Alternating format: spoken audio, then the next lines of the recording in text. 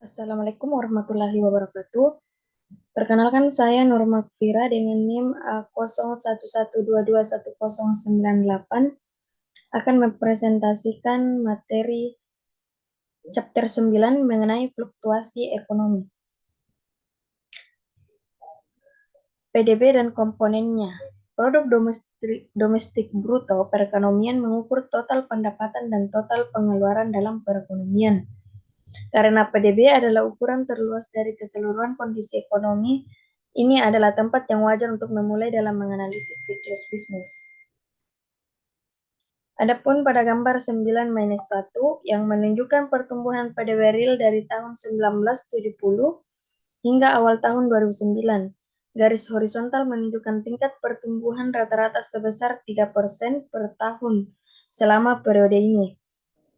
Kita dapat melihat bahwa pertumbuhan ekonomi sama sekali tidak stabil dan terkadang berubah menjadi negatif.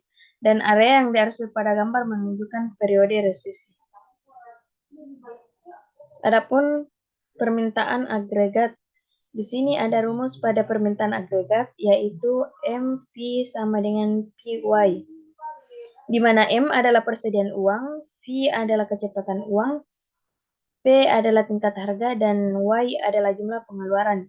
Jika perputaran uang konstan, maka persamaan ini menyatakan bahwa jumlah uang beredar menentukan nilai nominal output yang merupakan produk dari tingkat harga dan jumlah output.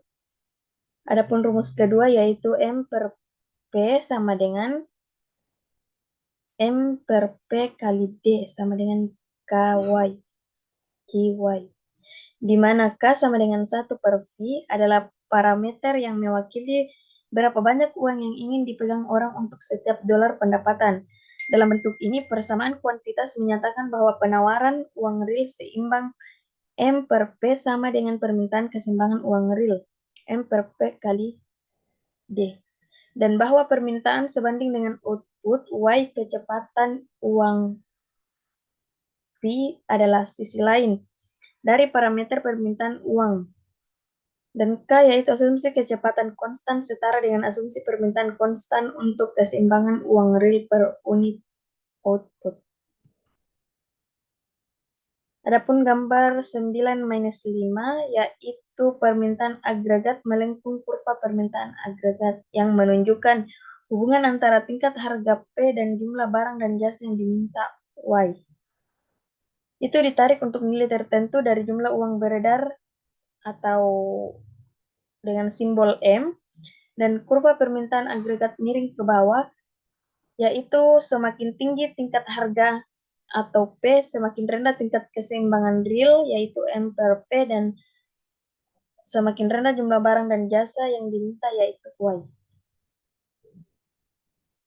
Dan pada gambar 9-6, gambar pertama yaitu pergeseran ke dalam pada kurva permintaan agregat, dan gambar kedua yaitu pergeseran keluar pada kurva permintaan agregat.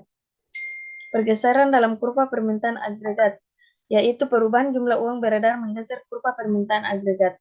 Pada panel A, penurunan jumlah uang beredar atau dengan simbol M mengurangi nilai nominal output dengan simbol PY.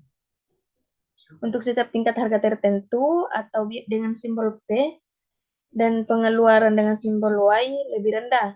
Jadi penurunan jumlah uang beredar menggeser kurva permintaan agregat ke dalam. Dan pada panel B, peningkatan jumlah uang beredar menaikkan nilai nominal output untuk setiap tingkat harga tertentu, pengeluaran lebih tinggi. Dengan demikian, peningkatan jumlah uang beredar menggeser kurva permintaan agregat keluar.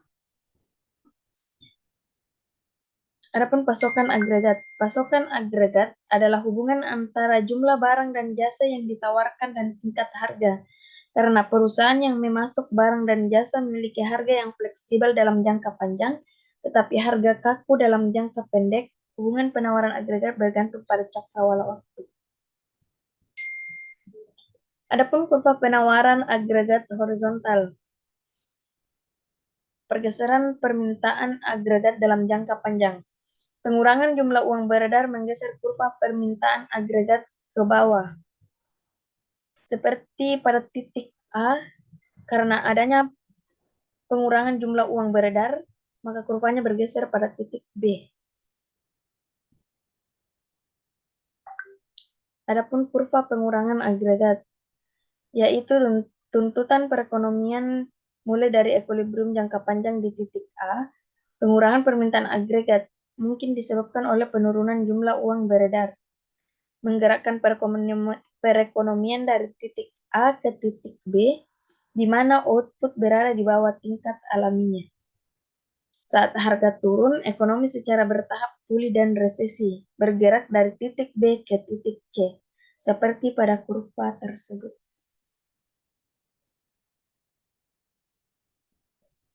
Tadi telah dibahas mengenai pengurangan agregat, sekarang yaitu peningkatan agregat, di mana tuntutan perekonomian mulai dari equilibrium jangka panjang di titik A.